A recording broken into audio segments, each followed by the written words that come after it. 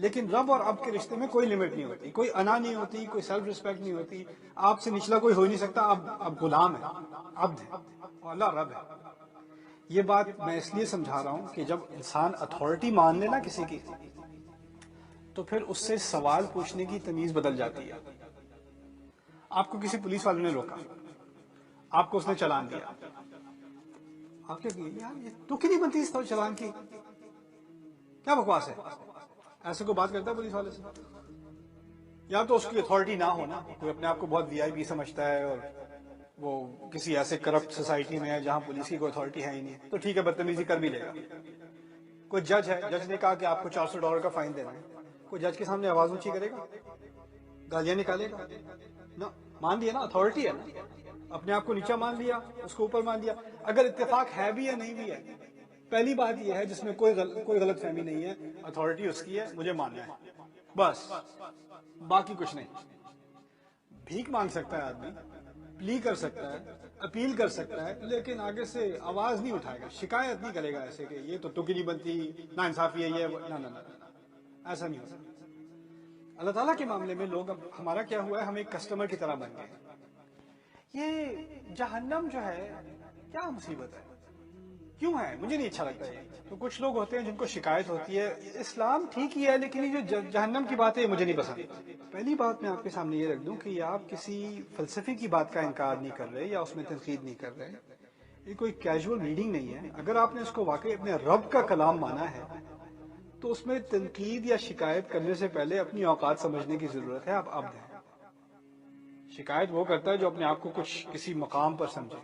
دیکھیے ہم اب ایسے کلچر میں ہیں کہ آپ کوئی بھی کتاب پڑھتے ہیں تو آپ کسٹمر ہیں، آپ اس کو ریویو دیتے ہیں کہ یہ کتاب ٹھیک تھی، اس میں یہ چیز مجھے اچھی لگی، یہ بری لگی.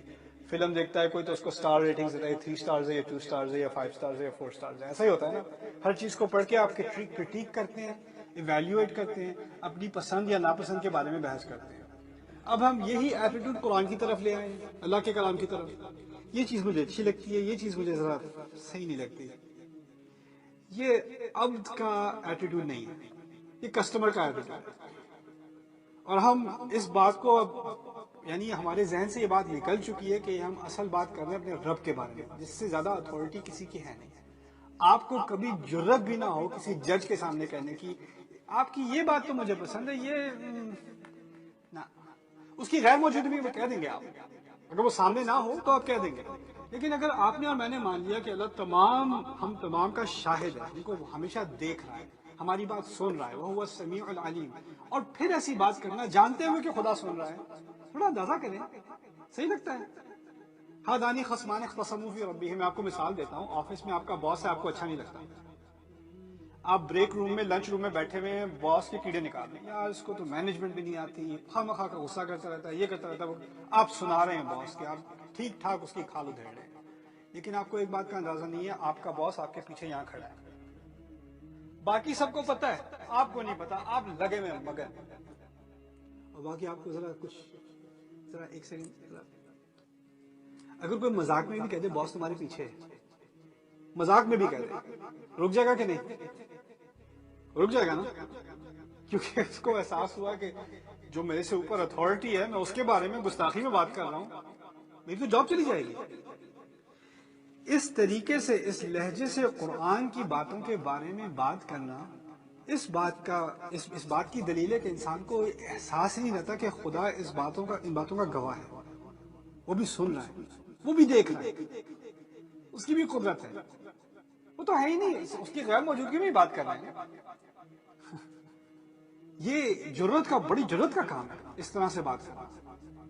یہاں پر جو کہا گیا ہے جہنم کے بارے میں، اس کو اب سمجھتے ہیں. ایک ہے حقیقت، پالیسی ہے، اس کو آپ نہیں بدل سکتے. آپ چیخ لیں، چلا لیں، رو لیں، شکایت کر لیں، اللہ نے بنائی ہے جنت اور اللہ نے بنائی ہے جہنم، یہ حقیقت اب آپ کے بس کے بدلنے کی نہیں ہے. ایسے ہوتا ہے نا کہ نیوز میں آتا ہے کہ طوفان آ رہا ہے، ہریکین آ رہا ہے، آپ رو لیں، سر پیٹ لیں، طوفان نے آنا ہی آنا ہے. اب آپ نے یہاں سے نکلنا ہے کہ نہیں، وہ آپ پر ہے. آپ نے ویدر مین کو نہیں کوسنا، اس کی وجہ سے آ رہا ہے، اس نے تو صرف خبر دی ہے آپ کو. یار وہ طوفان لے کے نہیں آ رہا، وہ آپ کی جان بچا رہا ہے. دیکھیے جہنم نے آنا ہی آنا ہے، جنت نے آنا ہی آنا ہے. ہم ہیں درمیان میں، ابھی ہم اس ایک کمرے میں ہیں، اس کمرے سے دو ایگزٹ باہر ہیں، ایک دروازہ ادھر، ایک دروازہ سیدھے ہاتھ پہ جنت کا، دوسرا دروازہ الٹے ہاتھ پہ جہنم کا۔ ہم ابھی اس دنیا میں بیٹھے ہیں، اللہ تعالیٰ نے دونوں دروازے کھول کے ہمیں ویو دکھا دیا، دیکھو اس دروازے کے پیچھے یہ ہے، اس دروازے کے پیچھے یہ ہے۔ قرآن میں اللہ تعالیٰ نے دونوں دروازے کھول کے جو ہے وہ بتا دیا۔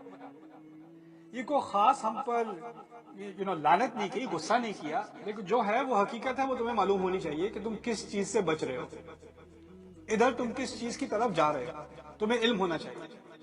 اب ہم بیٹھے یہاں درمیان میں غصے میں، یہ دروازہ کیوں کھول کے دکھایا؟ مجھے نہیں پسند اس کا سین، مجھے نہیں اچھا لگ رہا، یہ کیا کیا بتا دیا۔ اچھا ہوتا کہ نہ ہی بتاتے، اگر بتاتے یا نہ بتاتے حقیقت بدلنی تھی، حقیقت تو وہی ہے نا۔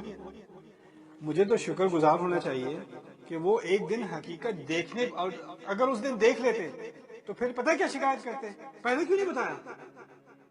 یہی ہر انسان یہی کہتا، پہلے پتہ ہوتا تو میں کبھی ایسی حرکت کرتا، اگر مجھے بتا دیا ہوتا کہ یہ ایسی چیز ہے۔ لا تدعوا اليوم ثبورا لا تدعوا اليوم ثبورا وادعوا ثبورا كثيرا۔ اس دن انسان دیکھتے ہی کہے گا مجھے پلیز فوراً موت دے دیں، ابھی فوراً مار دیں پلیز۔ اللہ تعالیٰ پھر کہیں گے آج تم موت کی درخواست نہ کرو، بار بار موتوں کی درخواست کرتے رہو۔ لا تدعوا اليوم ثبورا وادعوا ثبورا كثيرا۔